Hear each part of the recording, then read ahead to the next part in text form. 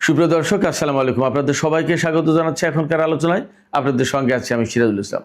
দর্শক, আজকে ইরানের কৌশলগত অবস্থান এবং এটা কিভাবে শত্রুর মুখে ঢাল হয়ে দাঁড়িয়েছে এই বিষয়টা নিয়ে একদম ডিটেলস আলোচনা করব। আশা করি খুবই ভালো লাগবে। আপনারা অনেক সময় জানতে চান ইরানের অবস্থান কেমন, কিভাবে ইরান টিকে থাকে, ইরানের ভূপ্রকৃতি কি, ইরানের কৌশলগত অবস্থানটা কেমন, পাহাড় পর্বত, নদী নালা, সাগর, উপসাগর ইত্যাদি ইত্যাদি। এইগুলো নিয়ে একদম পূর্ণাঙ্গ দীর্ঘ একদম ক্লিয়ার আলোচনা করব। আশা করি আপনাদের সবার এই আলোচনাটা খুবই ভালো লাগবে এবং শেষ পর্যন্ত সঙ্গেই থাকবেন। আর ভিডিও যদি ভালো লাগে তাহলে লাইক কমেন্ট শেয়ার করবেন এবং চ্যানেলটি সাবস্ক্রাইব করে সাথেই থাকবেন। দর্শক, চলুন বিস্তারিত আলোচনা করি। আপনাদের সবার নিশ্চয়ই মনে থাকার কথা, আমি অনেক ভিডিওতে বলেছি, ইরানের দক্ষিণ পাশে পারস্য উপসাগর আর উত্তর পাশে কাস্পিয়ান সাগর, দক্ষিণ পশ্চিম পাশে জাগ্রস পর্বতমালা আর উত্তর পূর্ব পাশে আলবোর্স পর্বতমালা। খেয়াল করে দেখুন, তাহলে কোনো পাশ কিন্তু প্রকৃতপক্ষে সাগর আর পাহাড় দিয়ে ঘেরাও হতে বাকি নেই। দুই দিকে পাহাড়, দুই দিকে সাগর। কি অদ্ভুত এবং আশ্চর্যজনক একটা অবস্থান, আপনি চিন্তা করুন। কেন আশ্চর্যজনক এবং অদ্ভুত বলছি? অনেকগুলো কারণে, একটা দুইটা না, অনেকগুলো। এগুলো নিয়ে ডিটেলস আলোচনা করি। যদি বলি, এই যে পারস্য উপসাগর দেখেন, পারস্য উপসাগর সেই হরমুজ প্রণালী থেকে শুরু করে একেবারে কুয়েত, ইরাক, সৌদি আরবের উত্তর পশ্চিম কোণা এই পর্যন্ত বিস্তৃত।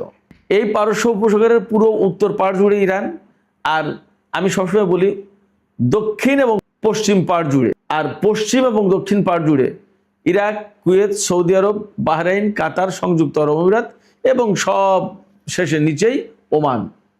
এই আছে একাই এক পাশ জুড়ে ইরান। মানে কি অদ্ভুত এবং বিশেষ, মনে হয় যে আল্লাহর রহমত প্রাপ্ত একটা দেশ। তো এই যে পারস্য উপসাগরে তো সম্পদের খনি, পারস্য উপসাগর নিজেই একটা সম্পদ, আর এর ভিতরে তো খনি আছে। এই পারস্য উপসাগরে ইরানের সবচেয়ে বড় গ্যাস ক্ষেত্র সাউথ পার্স এই পারস্য উপসাগরে অবস্থিত, যেটার একটা অংশ কাতার পায় আর বড় অংশটা পায় ইরান। এই পারস্য উপসাগরে বেশ কিছু দ্বীপ আছে, তার বেশিরভাগ দ্বীপের মালিকানা হচ্ছে ইরানের। হরমুজ প্রণালীর এখানে তো অনেকগুলো দ্বীপ, এবং অবাক করা ব্যাপার, এই সমস্ত দ্বীপের অনেকগুলোতে এমন দারুণ সব পর্যটন কেন্দ্র গড়ে তুলেছে ইরান, যেগুলো দেখলে একদম চোখ ধাঁধা লেগে যায়।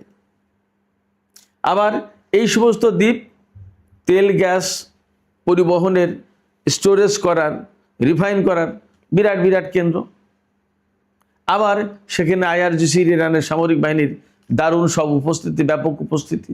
পারস্য উপসাগরের কথা গেল, এবং এই পারস্য উপসাগরে হরমুজ প্রণালী, যে হরমুজ প্রণালীকে কন্ট্রোল করে ইরান সারা বিশ্বকে তাক লাগিয়ে দিয়েছে, সারা বিশ্বের তোলপাড় সৃষ্টি করেছে, সেই হরমুজ প্রণালী ইরান এবং ওমান কন্ট্রোল করে, এটা আমরা আজকাল সবাই জানি। অর্থাৎ বিশ্বের 1/5 অর্থাৎ 5 ভাগের 1 ভাগ জ্বালানি, তেল এবং গ্যাস এই পথে, এই হরমুজ প্রণালী পার হয়ে বিশ্বের বিভিন্ন দেশে দেশে চলে যায়। সেই হরমুজ প্রণালীর কন্ট্রোল কার্যত ইরানের হাতে, ওমান তো তার সাথে আছে। এবং এইখানে বিরাট পাহাড়ি এলাকা। কেউ চাইলেই যে সাগর পথে, বিরাট শক্তিশালী দেশ, সাগর পথে এসে হরমুজ প্রণালী এখানে এসে ইরানের ভিতর ঢুকে যাবে ঝম করে, নো, সেই সুযোগ নেই। পাহাড়ি এলাকা, ওই সমস্ত পাহাড়ে আইআরজিসির এবং ইরানের সামরিক বাহিনীর বিরাট বিরাট ঘাঁটি, ছোট বড় বিভিন্ন রকমের ঘাঁটি, মানে হর হামেশা যেখানে সেখানে। এখান দিয়ে শত্রুরা যদি কখনো ইরানের ভিতরে ঢুকতে চায়, তাহলে ধরুন সেটা মৌচাকে ঢিল মারার মতো অবস্থা হবে। একেবারে আইআরজিসির সেনারা মুহূর্তের ভিতরে ভিড়ে ধরবে, একের পর এক ক্ষেপণাস্ত্র এবং ড্রোন যাবে, উপায় নেই। হরমুজ প্রণালীর ধারে কাছেই আমেরিকার কোনো জাহাজ আসতে পারল না, শুধুমাত্র এই ড্রোন এবং এই ক্ষেপণাস্ত্রের ভয়ে। এই পাহাড় থেকে সব ছোড়া হবে, সব ধ্বংস হয়ে যাবে। তাহলে পারস্য উপসাগর এবং হরমুজ প্রণালী কিভাবে ইরানের জন্য ঢাল হয়ে দাঁড়িয়েছে, কিভাবে ইরানের জন্য বিরাট সম্পদ হয়ে দাঁড়িয়েছে, কিভাবে আল্লাহর পক্ষ থেকে বিশেষ নিয়ামত হয়ে দাঁড়িয়েছে, খেয়াল করুন। চলে যান আপনি দক্ষিণ পশ্চিম দিকে, অর্থাৎ এখান থেকে পশ্চিম দিকে চলে যান জাগ্রস পর্বতমালা। জাগ্রস পর্বতমালা ইরান থেকে কিন্তু ইরাক পশ্চিম দিকে, এই পশ্চিম সীমান্ত দিয়ে লম্বা উত্তর দিকে চলে গেছে জাগ্রস পর্বতমালা, 1600 কিলোমিটার লম্বা। এবং জাগ্রস পর্বতমালার সর্বোচ্চ যে উচ্চতা, সবচেয়ে বেশি উচ্চতা যেখানে, পিক চূড়া যেখানে, 4400 মিটার এর উচ্চতা। 4400 মিটার মানে 4 কিলোমিটার এবং আরও 400 মিটার, মানে প্রায় 4.5 কিলোমিটার পথ, এত উঁচু। আর লম্বা তো বললাম বিস্তৃত 1600 কিলোমিটার, বিশাল ব্যাপার। অর্থাৎ শত্রুর আগ্রাসন থেকে ইরানকে রক্ষার জন্য এই পাহাড়, এই সাগর ঢাল হয়ে দাঁড়াচ্ছে, আটকে দিচ্ছে, থামো। এই জাগ্রস পর্বতমালা, এই সমস্ত পর্বতমালার চূড়ায় বিভিন্ন জায়গায় বিভিন্ন গিরিপথে সব ইরানের IRGC-র, ইরানের সামরিক বাহিনীর উপস্থিতি। কোনো রকম এদিক ওদিক করার কোনো সুযোগ নেই। এরপরে আপনি ইরানের উত্তর অঞ্চলে চলে যান, তেহরান থেকে। তেহরান কিন্তু ইরানের উত্তর অঞ্চলে অবস্থিত, রাজধানী তেহরান। তেহরান থেকে আরও উত্তরে 400-500 কিলোমিটার পথ গেলে কাস্পিয়ান সাগর পেয়ে যাবেন। সুদীর্ঘ পথ, বিশাল লম্বা, বিরাট লম্বা এরিয়া নিয়ে কাস্পিয়ান সাগরের পাড় পেয়েছে ইরান, বিরাট বড় অংশ, একেবারে প্রায় সেই আর্মেনিয়া, আজারবাইজানের ওই অঞ্চল পর্যন্ত চলে গেছে। বন্দর আনজালি সম্ভবত কাস্পিয়ান সাগরে ইরানের শেষ সীমানা। বন্দর আনজালি রাশিয়ার সাথে বন্দর আনজালির মাধ্যমে সরাসরি লেনদেন হয় ইরানের। আবার অন্যান্য কিছু বন্দর আছে, সেখানেও আসে। এই কাস্পিয়ান সাগর, এটা প্রকৃতপক্ষে একটা বদ্ধ হ্রদ, কোনো সাগরের সাথে সরাসরি যুক্ত নেই, এর সাথে কিছু কিছু নদী যুক্ত আছে। এই কাস্পিয়ান সাগর আয়তনে বাংলাদেশের 2টার সমান। সেক্ষেত্রে ছোটোখাটো হ্রদ ভাবার কোনো ব্যাপার নেই, এটা ডেফিনেটলি সাগর। জাস্ট সমুদ্রের কোনো বড় সমুদ্রের সাথে কানেকশন নেই, তাই হ্রদ বলা হয়। টুকিটাকি কিছু নদীর সাথে অবশ্য যুক্ত আছে। তো এখন এই যে কাস্পিয়ান সাগরটা, এটাও কিন্তু ইরানের জন্য এক ধরনের ঢাল হয়েছে এবং এক ধরনের বিরাট বড় নিয়ামত। এই কাস্পিয়ান সাগরের পানি লবণাক্ত। এই কাস্পিয়ান সাগরের তীরে গড়ে উঠেছে ইরানের বিরাট বড় পর্যটন কেন্দ্র। ইরানিরা, আমি যখন তেহরানে ছিলাম, যারা তেহরানে বসবাস করে, চাকরি বাকরি করে, ইত্যাদি ইত্যাদি, তারা সুযোগ পেলেই, ছুটি পেলেই, একটু বড় ছুটি পেলে, 2-3 দিনের ছুটি পেলেই কাস্পিয়ান সাগরের দিকে চলে যায়। আফগানিস্তান এবং তুর্কমেনিস্তানের সীমান্তের কাছে, সমরকান্দ, বুখারা, মাসাদের কাছাকাছি। মাসাদে ইমাম রেজার মাজার, শিয়া মাযহাবের 8ম ইমাম রেজা, তার মাজার আছে মাসাদে, বিশাল বিরাট। একসাথেই এই ইমাম রেজার মাজারে একসাথেই 1 লাখের বেশি মানুষ নামাজ পড়তে পারে, একসাথে, এক জামাতে। কাবা শরীফে যত মানুষ নামাজ পড়তে পারে, তার চেয়ে বেশি মানুষ নামাজ পড়তে পারে ইমাম রেজার মাজারে। এত বড় বিশাল ব্যাপার, সাধারণ কোনো ব্যাপার না। যাই হোক, তো কাস্পিয়ান সাগর উত্তরে, এই সাগর রাশিয়ার সাথে সরাসরি কানেক্টেড। আর এর চারপাশে যে যাদের উপস্থিতি, সেটা হচ্ছে ইরান, তুর্কমেনিস্তান, আপনার কাজাকিস্তান, রাশিয়া, এপাশে আজারবাইজান। এই 5টা দেশ, এই 5টা দেশের অবস্থান কাস্পিয়ান সাগরের চারপাশ জুড়ে। এখানে ইরান এবং রাশিয়ার সবচেয়ে বেশি প্রভাবশালী দেশ। ইরান এবং রাশিয়ার সাথে সরাসরি লেনদেন, বিভিন্ন সময় অস্ত্র টস্ত্র, সামরিক প্রতিরক্ষা সরঞ্জাম এই কাস্পিয়ান সাগর দিয়ে ইজিলি রাশিয়া ইরানের কাছে পাঠিয়ে দিতে পারে। এর জন্য বিমানে আসার কোনো প্রয়োজন নেই, জাহাজে ভরে পাঠিয়ে দিল।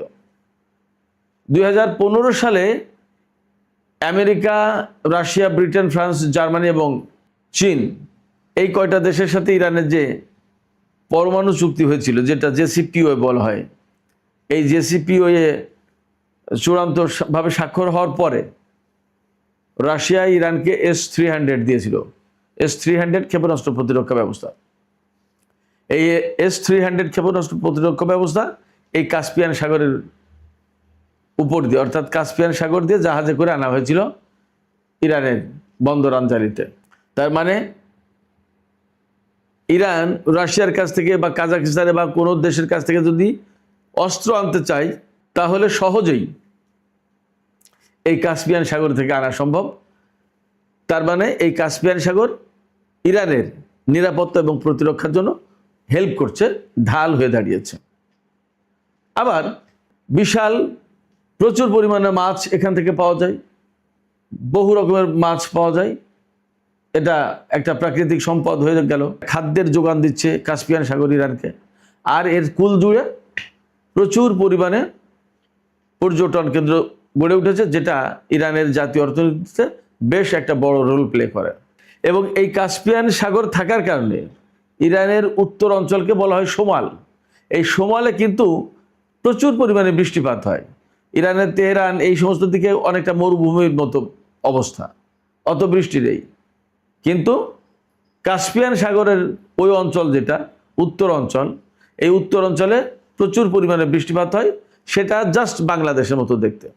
তেহরান থেকে যখন আপনি সোমালে যাবেন, উত্তর অঞ্চলে গেলে সেখানে সবুজের সমারোহ, গিলান প্রদেশ, এবং সে এলাকায় প্রচুর পরিমাণে কমলা, মাল্টা এগুলোর চাষ হয়।